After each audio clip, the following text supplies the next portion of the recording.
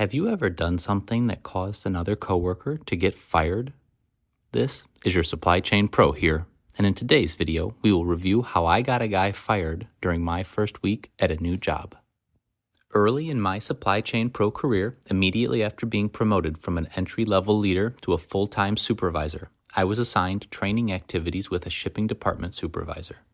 I was coming out of a production entry-level leader role, and my first task was to learn another department to become a backup shipping supervisor.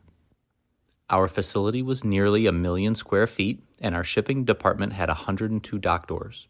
The company that I worked for at the time would pick orders ahead of time and pre-stage them in temporary staging locations for inspection and verification prior to loading the order onto the trailer. I was learning about how to lead this department, and I would alternate my break schedule with the senior supervisor who was training me, who had worked in this department for multiple years. There was an employee, who we will call Darnell for the sake of today's video, who was working in the shipping department loading trucks, while his experienced supervisor was on lunch this day. I had been observing the shipping employees over the course of the week on their loading technique as I was new to the department. I observed Steve scanning the pallet each time as he drove across the dock plate onto the trailer. I observed Robert scan the pallet as he was loading each time while he was inside of the trailer, and attempted to understand when Darnell scanned his pallets through observation. I approached the area that Darnell was working in and began watching his steps. I noticed that he was not scanning any of his pallets during the physical loading process.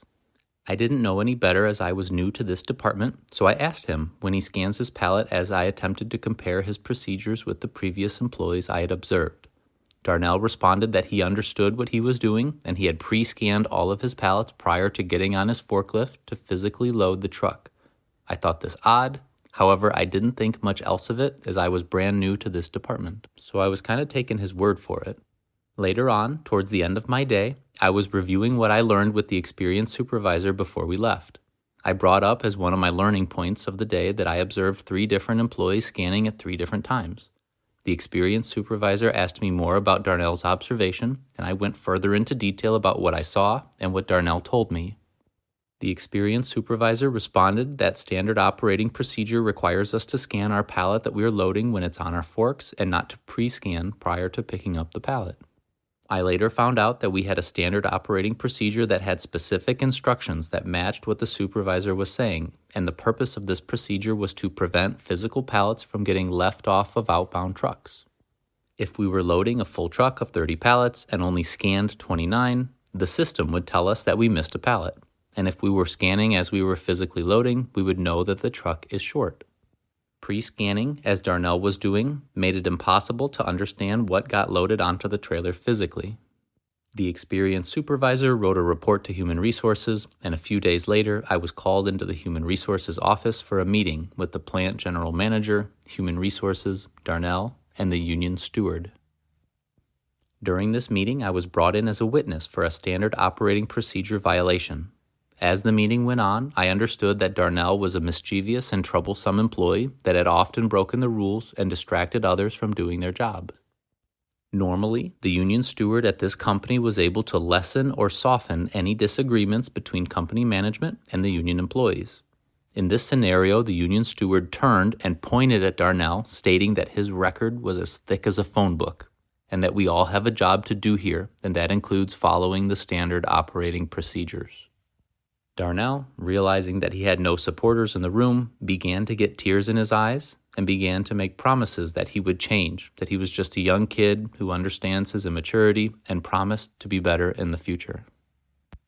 I didn't know this at the time, but turns out Darnell was already on a final written warning for other issues, which included accuracy and procedure adherence.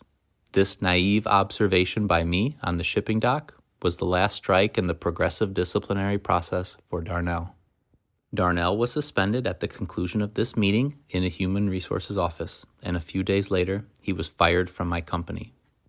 I learned a few important takeaways from this situation that would further help me later in my career. The first is the importance of the progressive disciplinary process. Just give it time and keep doing reports. It works. Number 2 was that Darnell was on his best behavior when his normal boss was around, and he chose to let his true colors shine when his boss wasn't around. This is the definition of a lack of integrity. Number 3 was that union leadership can partner with company leadership if there is enough evidence. If you enjoyed this story from early in my Supply Chain Pro career, like and subscribe to the channel. For further information on some of the topics discussed in this video today, such as human resources, the progressive disciplinary process, the 3 steps to accountability, and how to write standard operating procedures, see the links in the description of the video below for more information.